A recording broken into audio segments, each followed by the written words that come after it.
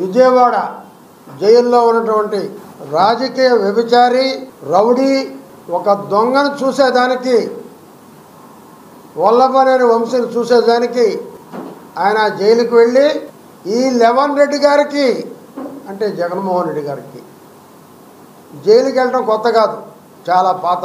గతంలో 16 నెలలు జైల్లో ఉండి వచ్చాడు పాపం. ఆ జైలు మళ్ళీ ఎలా ఉందో చూడడానికి పోయాడు. జైలుకి వెళ్ళినాడు నువ్వు పరామర్శించి రావాలి అంతే, కానీ బయటకు వచ్చి మరి పోలీసుల మీద అహంకారం అనేటువంటి నీ ప్రకటన చేసిన తర్వాత నిన్ను చూస్తుంటే నాకు జాలేస్తుంది. లేకుంటే తెలివి తక్కువ అనాలో లేదంటే చేతగానే దద్దమానాలో అర్థం కావట్లేదు. లెవన్ రెడ్డి గారు పోలీసులు బట్టలు ఉడదీస్తాం. ఒక సీఏ అయితే వంశీని అరెస్ట్ చేసే ముందు సంవత్సరంలో నేను రిటైర్డ్ అవుతామని చెప్పాడు. రిటైర్డ్ అయినా కూడా ఎక్కడున్నా లాక్కొని వస్తాం. ఎక్కడికి లాక్కొని వస్తావు, నీకేం సంబంధం అని అడుగుతున్నా. లెవన్ రెడ్డి నువ్వు అధికారంలో ఉన్నప్పుడు పోలీసుని నీ గొప్పిట్లో పెట్టుకొని నువ్వు ఆడిందే ఆటగా ఆడించి వాళ్ళ అంతరాత్మలను కూడా ఇబ్బంది పెట్టి నువ్వు తెలుగుదేశం పార్టీ కార్యకర్తలను రాష్ట్ర వ్యాప్తంగా నువ్వు హింసించింది వాస్తవం కాదా అని అడుగుతున్నా లెవన్ రెడ్డి గారు. అదే రకంగా రఘురామరాజు గారిని ఆ రోజు ఈ పార్టీ ఎంపీని సిబిసిఐడి నెపంతో ఏ కేసు లేకపోయినా తీసుకెళ్ళి వాట్సాప్లో అతను కొట్టేసి చూసేటువంటి దృశ్యాలు నీకు చూపించి ఆనందించిన శాడిస్టువి జగన్మోహన్ రెడ్డి. నువ్వు పోలీసులు ఈరోజు బట్టలు ఉడదీస్తాననటం ఒక ప్రజాస్వామ్య విరుద్ధం. వాళ్ళకి రాజ్యాంగబద్ధంగా ఉన్నటువంటి 3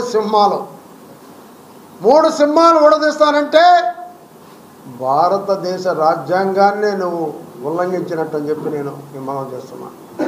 ఈరోజు సుప్రీంకోర్టు కానీ హైకోర్టు కానీ దీన్ని సుమోటోగా తీసుకొని జగన్మోహన్ రెడ్డిని వెంటనే కేసు పెట్టి అరెస్ట్ చేయమని చెప్పి నేను డిమాండ్ చేస్తున్నాను.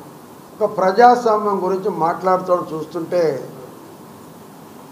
దొంగ పడిగెడుతూ దొంగ నడిచినట్టుంది. అసలు ప్రజాస్వామ్యం అంటే నీకు తెలుసా జగన్మోహన్ రెడ్డి అని అడుగుతున్నా. ప్రజాస్వామ్యం మీద అసలు నీకు నమ్మకం ఉందా అని అడుగుతున్నా. అసలు ప్రజాస్వామ్యవాదుల్ని అసలు గౌరవించడం తెలుసా నీకు నేను అడుగుతున్నా. మొత్తం తెలుగుదేశం పార్టీ అరాచకాలు సృష్టిస్తుంది. అరాచకాలు మేము ఒప్పుకోం. అతి త్వరలో అధికారానికి వస్తాం. మొత్తం పగటి కళ్ళకనేటువంటి లెవన్ రెడ్డి గారు ఈ జీవితంలో నువ్వు అధికారంలోకి రాలేవు. ఒకటైతే వాస్తవం, నిన్న ఏ జైలు నువ్వు చూసొచ్చావో అటువంటి తిహార్ జైలుకి త్వరలో వెళ్ళటం ఖాయం. అది మాత్రం ఖాయం. కానీ ఈ జన్మకి నువ్వు పగటి కళ్ళ కానాల్సిందే ముఖ్యమంత్రి అని నువ్వు నీ పార్టీ వాళ్ళు. అయితే గన్నవరం ఆఫీసుని నువ్వు పగలగొట్టి ఆ కేసులో ముద్దాయి ఒక హరిజన అక్కడ ఉన్నటువంటి ఎంప్లాయీ సత్యవర్ధన్ని నువ్వు కిడ్నాప్ చేసిన వ్యవహారం అందరికీ తెలిసిందే. నీ జీవితంలో 2 సార్లు 3 సార్లు శాసనసభ్యుడు అయితే అదే ఆఫీసును వాడుకొని నీకు రాజకీయ భిక్ష పెట్టి రాజకీయంగా పైకి తెచ్చింది తెలుగుదేశం పార్టీ చంద్రబాబు నాయుడు గారు. మరి ఆ ఆఫీసును పగలగొట్టి మరి సత్యవర్ధన్ని కిడ్నాప్ చేసి ఈ కేసు పెట్టరా, అరెస్ట్ చేయరా అని జగన్మోహన్ అడుగుతున్నా. మరి ఈరోజు మాట్లాడుతున్నావు విచిత్రమైన మాట. వల్లభనేని వంశీ కొడాలి నాని వీళ్ళిద్దరు అందగాళ్ళు. వాళ్ళు చంద్రబాబు సామాజిక వర్గానికి చెందిన వాళ్ళు. వీళ్ళ అందాన్ని చూసి ఆయన భరించలేక వాళ్ళ మీద కేసులు పెడుతున్నారు. నాకు ఒకటే ప్రజలకు ఒక అనుమానం వస్తుంది జగన్మోహన్ రెడ్డిని చూస్తే. నీ నడక నీ వాలకం చూసి అందాల గురించి మాట్లాడుతున్నావు అంటే ప్రజలకు ఎందుకో అనుమానం వస్తుంది నీ మీద. ఎందుకు అందాల గురించి మాట్లాడుతున్నావు నేను చూడలే. ఇంతవరకు రాజకీయాలు అందాల గురించి మాట్లాడలేరు. ఛాలెంజ్ 75 సంవత్సరాల్లో మా చంద్రబాబు నాయుడు పరిగెట్టినట్టు మీ వంశీ కానీ అందగాడు అంటువే వాడు నానిగాడు, వాడి నోట్లో ఎప్పుడు 6 కిలో పాన్పురాగా ఉంటుంది, శవం ఉన్నట్టుంటాడు వాడు అందగాడంట. నీకు అందం పిచ్చి పెట్టింది ఏందా అసలు? ఏంది అసలు నీ గురించి?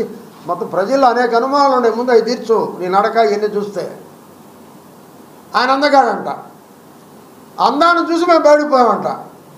సిగ్గు లేకుండా ఇద్దరు ఓడిపోయి వాళ్ళని తీసుకొచ్చి మాకు పోటీ పెట్టి సామాజిక వర్గాలంటే ఈ రాష్ట్రంలో లేపి అసెంబ్లీలో ఒక ఆయన జిప్పిప్పు చూపిస్తే నెల్లూరు ఎమ్మెల్యే ఆనాడు మాజీ మంత్రి వీడు చూస్తే వీడు కొడాలని ఆయన బూతులు తిడితే వాడు వంశీగాడు చూస్తే ఇంకోటి తిడితే దేవాలయం లాంటి అసెంబ్లీని అప్రశ్న పాలు చేసినటువంటి ప్రభుత్వం వైసీపీ ప్రభుత్వం. మీది కాదా? ముఖ్యమంత్రి నువ్వు కాదా? నువ్వు ముఖ్యమంత్రిగా పనిచేసావు, నీకు 3 సింహాలు ఎరువు తెలియదని అడుగుతున్నా. మేము అపోజిషన్ చేసాం, అపోజిషన్లో మేము పోలీసుల మీద మాట్లాడాం. ఏం మాట్లాడాం? వన్ సైడ్ చేయొద్దు, జాగ్రత్తగా ఉండండి, మా ప్రభుత్వం వస్తుంది, ఇబ్బంది పడతారు అని చెప్పామో తప్ప నేను పోరాటం చేశా. కేసులు ఏం కొత్త కాదు.